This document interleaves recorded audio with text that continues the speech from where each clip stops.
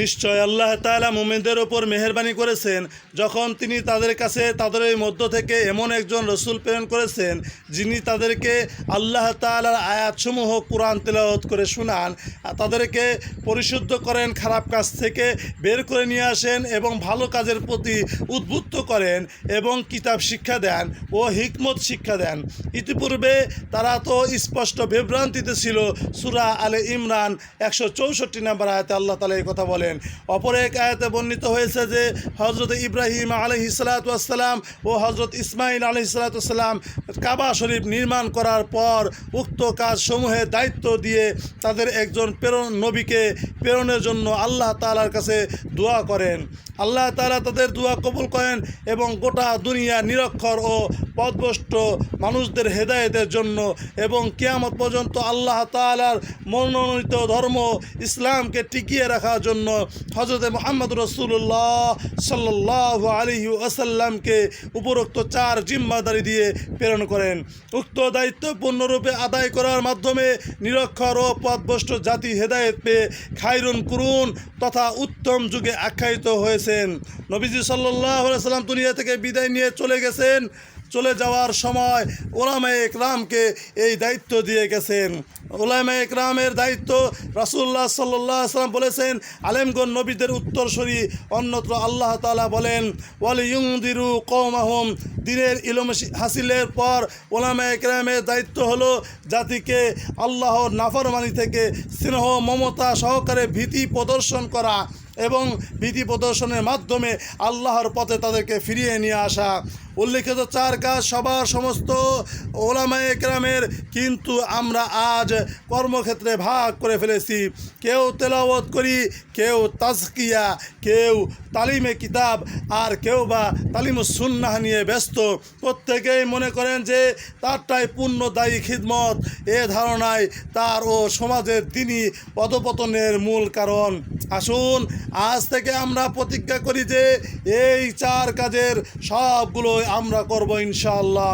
আমরা যদি উল্লেখিত কাজগুলো করি তাহলে আজ যারা পথভ্রষ্ট তারা হেদায়েত লাভ করবে ইনশাআল্লাহ।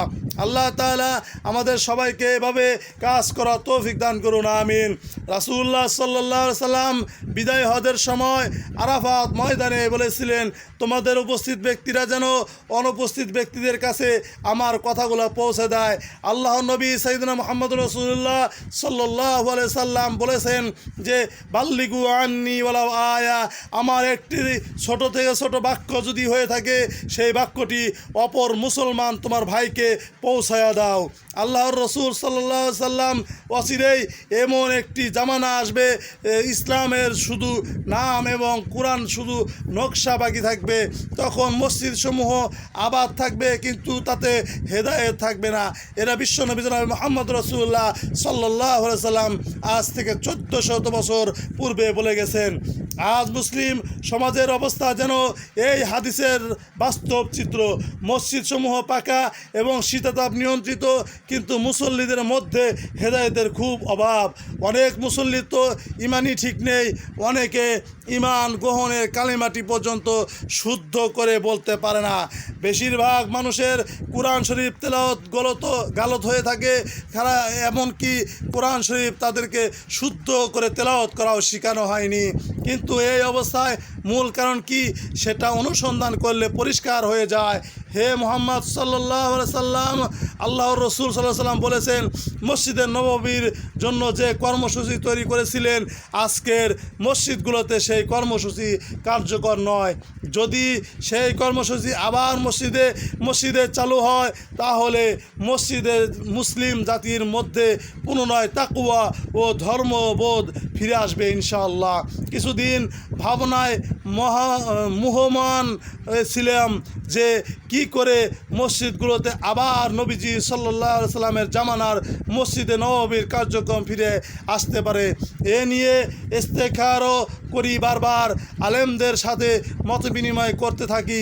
এক সময় আল্লাহ তাআলা অধমের অন্তরে একটি পরিকল্পনা উদয় করে দেন, যে পরিকল্পনায় আল্লাহ তাআলার এই ব্যবস্থা আল্লাহ তাআলার যে এই কথাগুলো আমরা যেন মানুষের কাছে পৌঁছায় দিতে পারি, এই চিন্তা ভাবনা আমরা মনের থেকে করি। আল্লাহ রাব্বুল আলামিন যেন সকল মুসলমানকে একত্রিত হয়ে কোরআন এবং সুন্নাহর মোতাবেক চলার তৌফিক দান করেন, এবং কোরআন সুন্নাহ ছাড়া আমাদের লাইফে আর কিছু হতে পারে না।